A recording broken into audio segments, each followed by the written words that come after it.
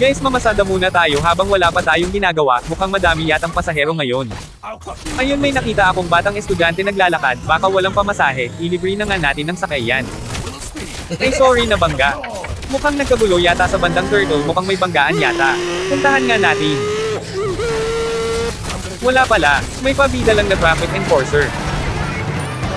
Ababal mo, hindi ka pa nagbayad ng pamasahe, tatakas ka pa ha.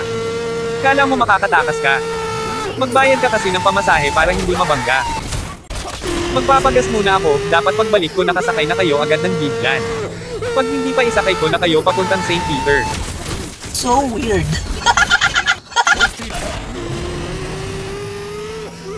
Mag-iikot-ikot muna tayo habang naghahanap tayo ng mga pasahero para hindi sayang ang oras.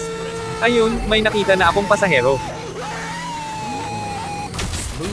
Aray! Mukhang hindi yata mga pasahero na hanap namin, mukhang mga hold-upper yata ito, ayun ubos ang pera. Dahil na hold up tayo, maaga tayong mamasada kinabukasan para makabawi pang bayad sa renta.